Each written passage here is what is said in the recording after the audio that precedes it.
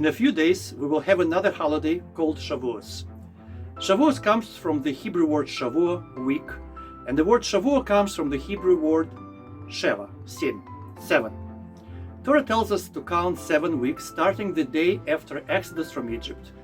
On the 50th day after 7 Shavuos, we celebrate a major event in Jewish history, the day when God gave Torah to Jewish people. Of course, it took many years until the entire Torah was received and taught, but the process of giving started on that day. So the topic of our discussion is Torah. What is Torah? I'm not asking a philosophical question, but practically, what is Torah? What comes first to mind when you think the word Torah? Torah is a scroll. It has beginning and end. Every week, every Jewish community of the world read one chapter. 54 chapters later, after we read the last word of Torah, we immediately roll it to the beginning and start reading from the beginning. The key word here is roll. We roll the Torah because Torah is a scroll. Scroll is an interesting way to record information. It is very different from the book. If you read the book and want to know what happened to the main character, you can simply open it in the middle or in the end. The same is true to the vinyl record or CD. Don't like the music? Skip to the next track. No more exhausting rewinding of the old-fashioned tape just to find out that you missed the part you were looking for. When the printed press was invented in 1440, Jewish people were the first to embrace the new invention. Thousands of new books filled the bookshelves of stores, private libraries, and synagogues. But Torah stayed the same. Old-fashioned scroll. Why?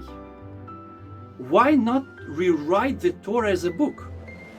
Why even in our day and age, when even a robot can write the Torah, it is still written as a scroll, not as a book?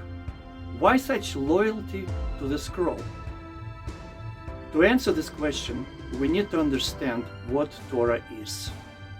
As I mentioned, Torah has beginning and end. It starts with the story of creation. Creation of the world as we know it. Creation of the first couple, from whom all humanity was born. Torah continues telling us about human history. History of love, kindness, perseverance, but also a history of human jealousy, cruelty, deceit.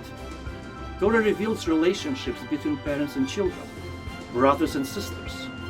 Torah tells us about the birth of Jewish nation, about wars, and about peace. Torah ends with the moment Jewish people are about to enter the promised land. Land that still occupies the central place in world politics, technology, economy.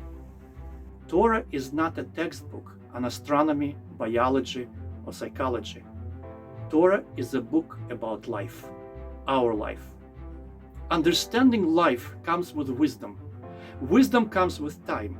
To understand life, you cannot skip its chapters, can't fast forward to see what happens in the end. To understand life and how to live it, you need to live it from the beginning to the end, learning from previous mistakes and successes. Life cannot be skipped like a book. Life has to be rolled from one chapter to another.